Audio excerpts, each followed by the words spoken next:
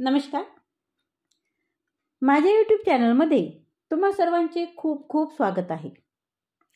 आजच्या व्हिडिओमध्ये आपण पाहणार आहोत रिटायरमेंट, एक हृदयस्पर्शी कथा.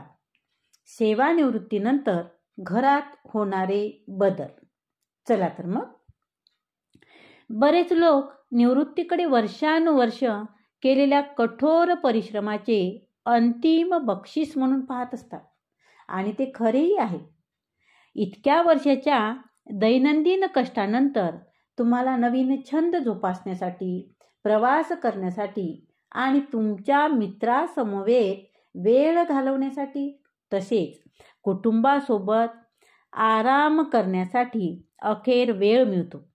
परंतु अनेकांसाठी निवृत्तीच्या आनंदाचे स्वप्न नेहमीच वास्तवाशी जुळत नाहीत.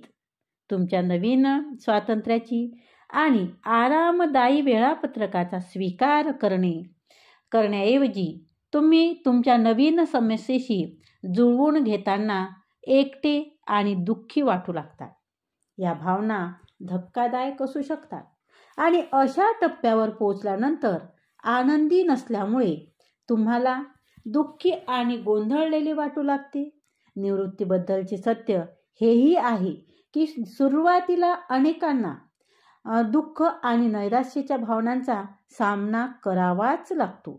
निवृत्तीनंतर ठरलेल्या कामाच्या जीवनातून खुल्या वेळापत्रकात बदल करणे आव्हानात्मक वाटणे हे एक सामान्य आहे. तुम्हाला उद्देश किंवा ओळख गमावल्याचा अनुभव येऊ शकतो किंवा कदाचित तुम्हाला आयुष्याच्या नवीन टप्प्याशी जुळवून घेण्यास वेळ मात्र लागू शकतो. हेच सांगणारी आजची ही कथा. चला तर मग कथा बघूया.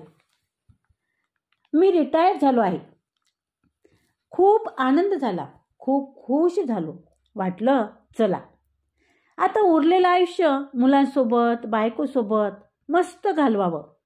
माझी बायको सारखं गारहाणं करायची, तुम्ही मला वेळच देत नाही. मुलांची सारखी तक्रार असायची की बाबांना आमच्यासाठी वेळच नसतो. आता मात्र मी सर्वांच्या मनासारखं वागणार आहे. सर्वांसाठी मी आता अवेलेबल असणार आहे. माझ्या परिवाराला मी हवासा वाटतो. आता उरलेलं जे आयुष्य आहे ते मस्त मजेत एकत्र घालवायचं. सुरुवातीचे काही महिने अगदी मजेत आणि आनंदात गेले. मित्रमंडळी, नातेवाईक, शेजारी यांची शुभेच्छा देणारे फोन चालूच होते. मित्र मात्र माझी थट्टा करायचे, काय मग आता मस्त आरामच आराम. मी सुद्धा गालातल्या गालात हसत होतो. मस्त चाललंय सगळं, पण चाललं होतं.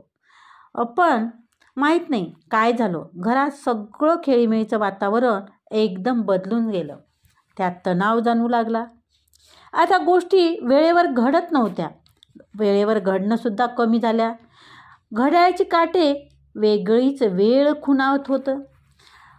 ना बायको पूर्वीसारखी वागू लागली, ना मुले पूर्वीसारखी वागत होती. मला कळतच नव्हतं नेमकं काय चुकलं, कुठे चुकलं याचाच मी विचार करू लागलो. रिटायरमेंटनंतर सर्वजण माझी खास विचारपूस करत असे. बायको तर अगदी नव्या नवरीप्रमाणे काय हवं काय नको ते पाहत होती. पण आता साधा चहा जरी मागितला तरी मला म्हणते, आत्ताच तर घेतला चहा तुम्ही, आणि किती वेळ तुम्ही चहा घेणार आहात. मुलाला म्हटलं, बेटा माझ्या चष्म्याचा जरा नंबर वाढला रे, तेवढा तू बदलून आणशील का. तर तोही म्हणाला, बाबा असं काय करता, मला कुठे वेळ आहे. आणि असंही आता तुम्ही रिकामीच आहात की. तुम्हीच जाऊन तेवढं पाय मोकळे होतील. आणि लगेच सुनबाईसुद्धा म्हणाल्या, बाबा तुम्ही रोज नातवांना घेऊन बागेत खेळायला का जात नाही, तेवढेच पाय मोकळे होतील आणि येताना भाज्यासुद्धा घेऊन येत जा. मग मी एक कटाक्ष बायकोकडे बघितलं. मग तीही सुद्धा त्यांच्यात सामील झाली आणि म्हणाली, बरोबर आहे, तुम्हाला बाहेर बरं वाटेल थोडंसं. शिवाय ते तब्येतीसाठी पण आता तब्येतीची काळजी घ्यायलाच हवी ना. उतरत्या वयात असं सारखं घरात बसून राहणं चांगलं नाही. पण कोणाच्याही हे लक्षातच येत नव्हतं की मी बाहेर राहून थकलोय रे. मला आता घर हवंय आहे, तुमचा सहवास हवा आहे, मला तुमच्याबरोबर जास्तीत जास्त राहायचं आहे. एक शंका मनात डोकावून गेली. वाटलं यांना माझी अडचण तर झाली नाही ना, माहीत नाही. पण राहून राहून एक प्रश्न सारखा मनात येत होता. मग काही काळासाठी मन भूतकाळामध्ये डोकावलं. पाहू लागलं. पूर्वी घरातील सर्व गोष्टी, सर्व कामे मला विचारूनच केली जायची. साधा घरात नवीन फॅन जरी बसवायचा असेल तर मला फोन करून विचारलं जायचं. काय रुबाब होता ना माझा घरात. साधं घरातलं लाईट बिल भरायचं आहे हे सांगण्यापासून तर घरात एखादा नवीन टीव्ही घ्यायचा का, इथपर्यंत सर्व गोष्टी मला विचारूनच व्हायच्या. सुट्टीच्या दिवशी घरी आलोच की माझ्या आवडीचा खास बेत असायचा. पण आज मात्र चित्र फार वेगळं दिसत आहे. सल्ला विचारतात ना विचारपूस करतात. डायरेक्ट एखादी गोष्ट घडताना दिसते आणि त्यानंतर मला सांगितले जाते. आता खरंच माझी गरज उरली नाही का, की माझी किंमतच कमी झाली. मी तर असाच आहे सुरुवातीपासूनच.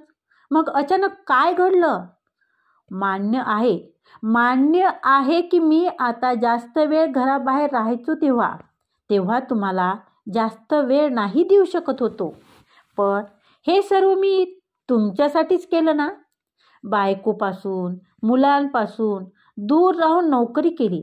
खेड्यापाड्याच्या ठिकाणी बदली झाली तर तुमची हेळसांड होऊ नये म्हणून आणि शिक्षणाची तुमची तारांबळ नको म्हणून तुम्हाला शहरातच आणि मी मात्र खेड्यात राहून नोकरी केली.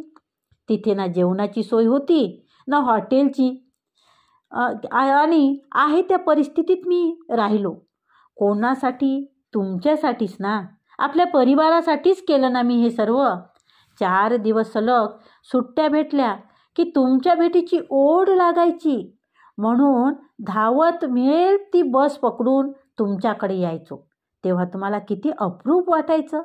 मुले घरामध्ये हिंडायची, बागडायची, नाचायची, माझे बाबा आले म्हणून गोंधळ घालायची.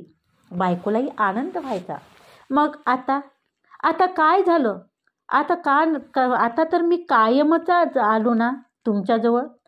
दर महिना तुम्हाला पैसे पाठवले. माझ्या परिवाराला काहीही कमी पडू नये याची खास दक्षता घेतली.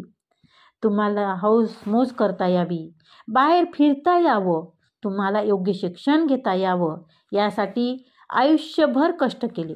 आणि आज तुम्ही तुमच्या आयुष्यातील मोठमोठे निर्णय घेऊन सहज मोकळे होता आणि मला साधं विचारावंसही तुम्हाला वाटत नाही.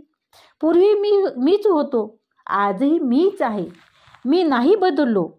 फक्त एक गोष्ट मात्र बदलली. पूर्वी मी ऑन ड्युटी होतो आणि आज मी रिटायर्ड आहो. एवढं मात्र बदल झाला आहे. धन्यवाद. आजचा हा व्हिडिओ कसा वाटला तो कमेंटद्वारे नक्की कळवा. तसेच व्हिडिओला लाईक करा, शेअर करा, कमेंट करा आणि चॅनलवर जर